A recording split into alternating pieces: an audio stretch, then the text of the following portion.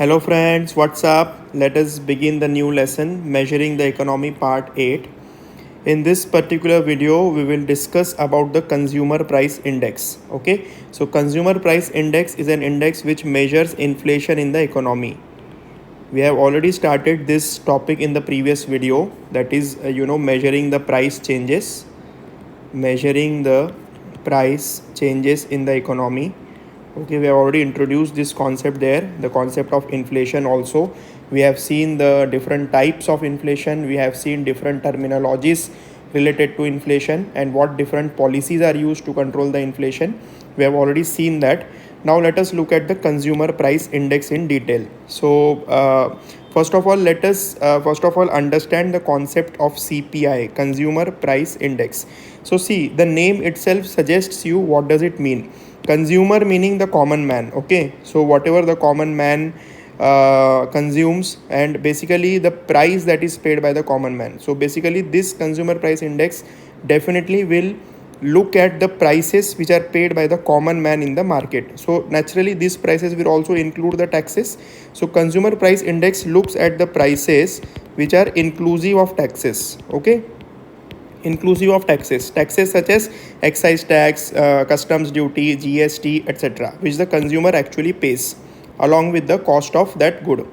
Okay, then price of goods and services. So it is not just the price of goods or not just the price of services, but of goods and services both, which is consumed by the common man. And basically we and this is called an index because index is always with respect to a base year. So in order to understand the change over the years, what we do is we select a base year. For example, base year is 2011-12. So we choose this as a base year and we calculate the price of the basket of commodity for the base year. Okay, so we look at the price of a given basket of goods and services for this particular year, and whatever this price will be, we will call that 100. Okay, we will equal to 100. And after that, if any change happens in the next year, 2012, 13, then 13, 14, then we will look it from the perspective of this 100. Okay, so basically this point is equal to 100 of the base year, and then we look at the movement. So after 100 it can become say 105 in 2013, 14, then it can become 107, like that. Okay, so then we compare this. So index gives us values with respect to the base year, and the base year value is equated to 100, just for the simplification. Now we looked at that the commodities consumed by the common man are included in CPI. Okay, so goods and services which are consumed by common man, but all goods and services, there are like thousands of goods and services which a common man may consume, right, in different areas, like it can be education, health, clothing, car, food, fuel, so many different things. So it is impossible to track and record all these commodities. Okay, it is impossible to track the prices of each and every goods, each and every services, and also record them and then find the index. It is impossible.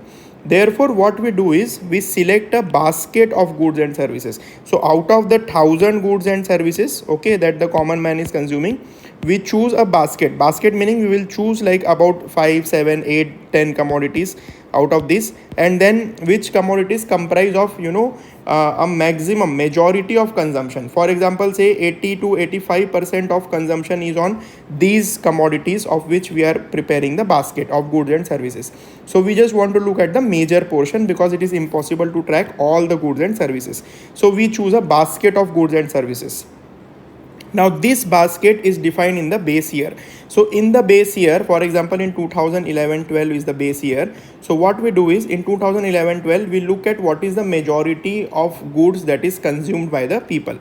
We prepare a basket for that. Then we look at the price of the same basket in 2011-12 year, and then we track the price of the same goods and services which are present in the basket over the years. Okay, so that is how this is measured. For example, I will give you a very simple example. Say that the basket that is included here is, say for example, food, then clothing, then say education, okay, health expenditure, all this.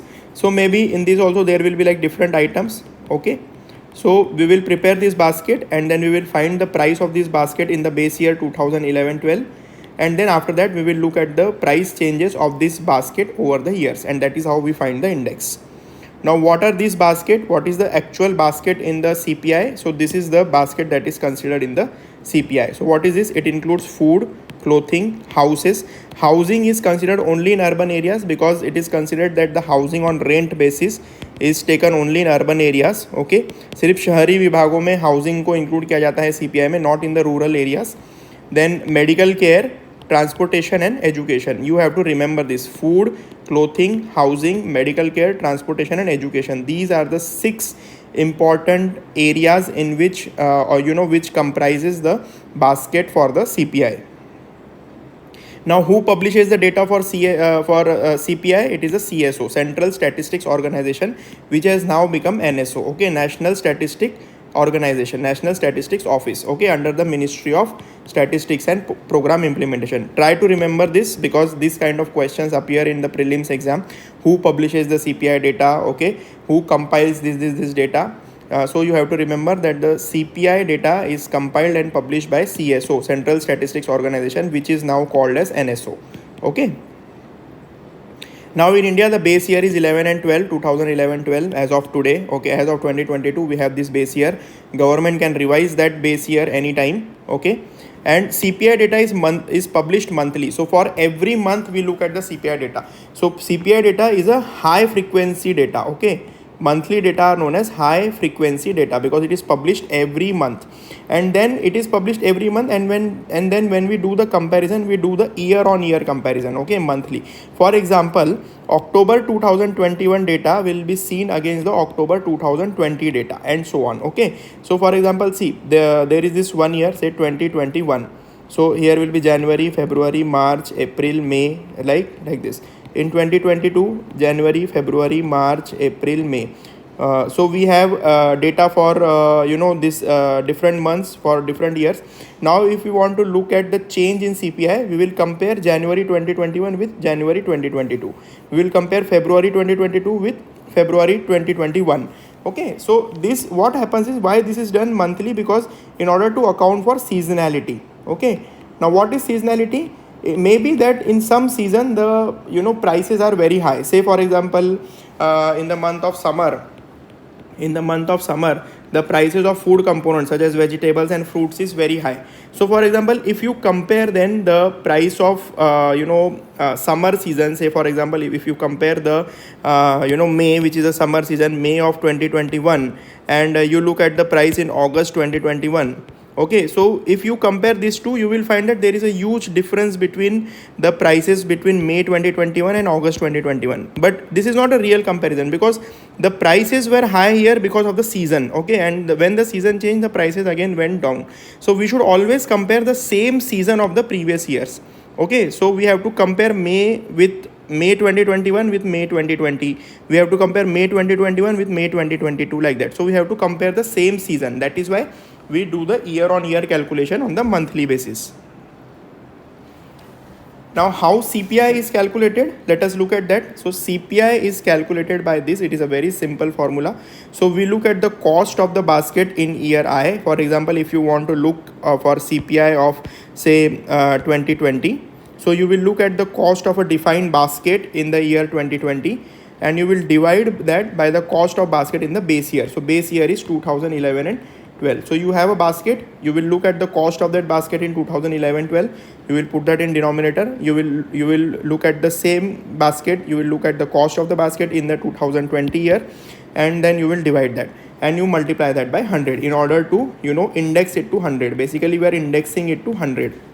Example, CPI of 2020, say for example cost of basket in 2020 was 1050 and the cost of the same basket in base year was 1000. So you find this, you do this calculation, 1050 divided by 1000 multiplied by 100, this is equal to 105. So the CPI index, this is the CPI index. CPI index for 2020 is 105. Similarly, CPI for 2021, now let us suppose that the cost of basket in the year 2021 increased to 1100. From 1050, it has increased to 1100. And the basket price basket in the base year will remain the same. So you divide this by 1000, multiply by 100, now you get 110. So the CPI index for 2021 is 110.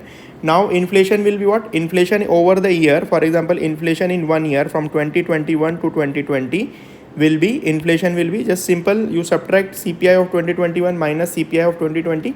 So 110 minus 105, it is a 5 points. Okay, so index is always the unit of index is always points.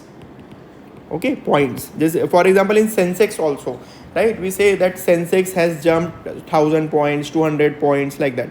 So any index, the unit is always points. So when you subtract 110 CPI of 2020 minus CPI of 2020, you get the 5 points. But in newspaper, in the headlines, you will see that the inflation is always said in percentage terms, right?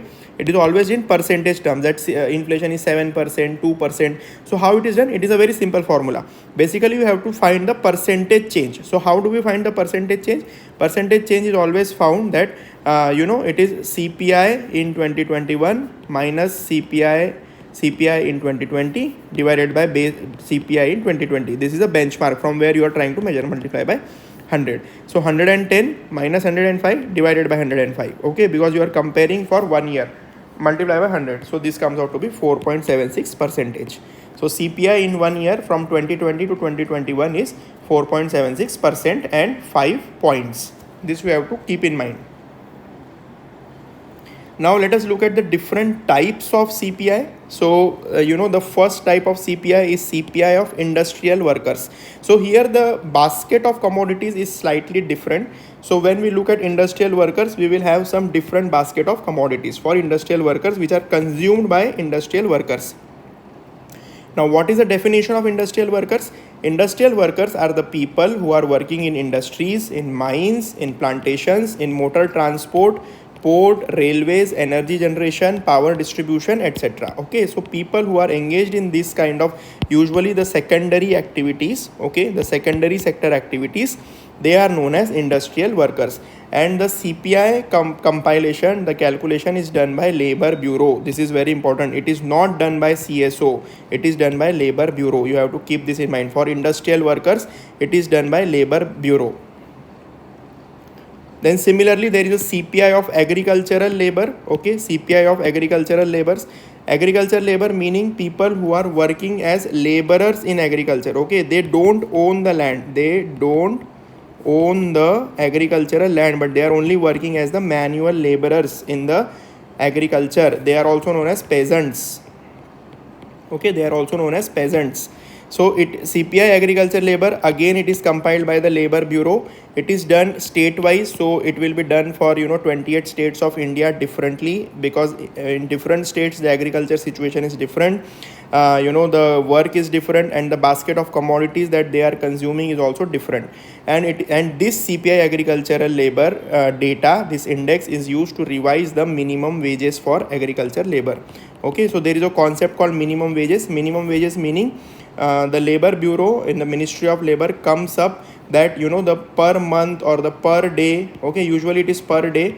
So per day wages of agriculture labor should be say 250 rupees. Okay, you should not go below this. If anyone is paying below 250 rupees, then they will be liable to punishment. Okay, so they look at this CPI agriculture labor data to revise the minimum wages, because if the CPI increases, meaning inflation is increasing, so they also have to increase the minimum wages, like that. Then next comes the CPI of rural laborers. Okay, rural laborers, again these are the people who are working in rural areas but not in agriculture. Okay, rural areas but not in agriculture. So again this data is compiled by the Labor Bureau. So you have to keep this in mind.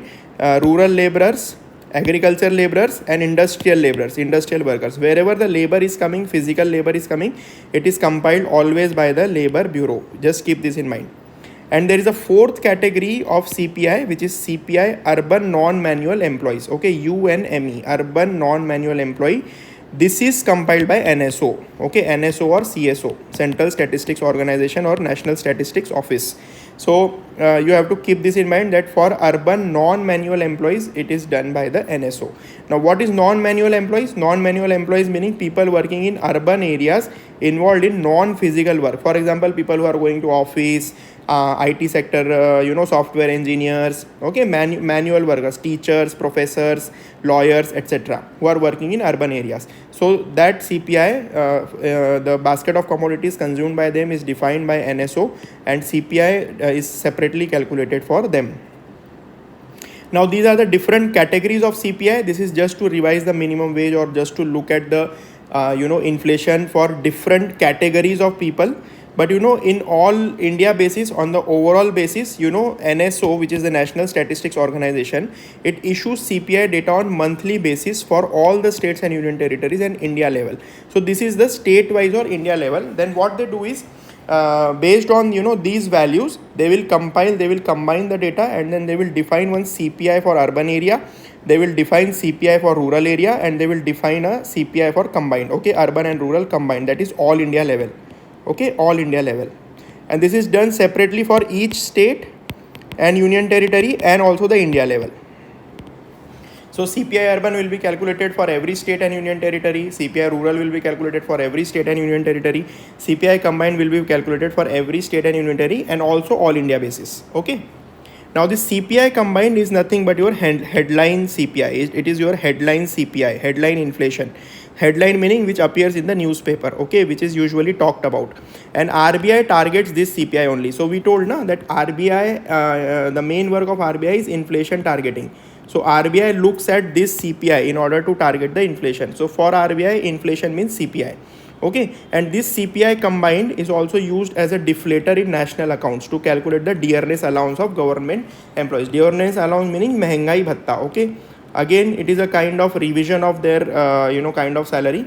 So it is done every year, and looking at the CPI combined, the government calculates the dearness allowance, and it is also used as a deflator of national account. National account meaning, for example, if you have GDP data for 2021, and this is a nominal GDP in the current market prices, that is prices of 2021, you want to bring it to the real GDP. So in order to bring it to real GDP, basically you subtract the nominal GDP.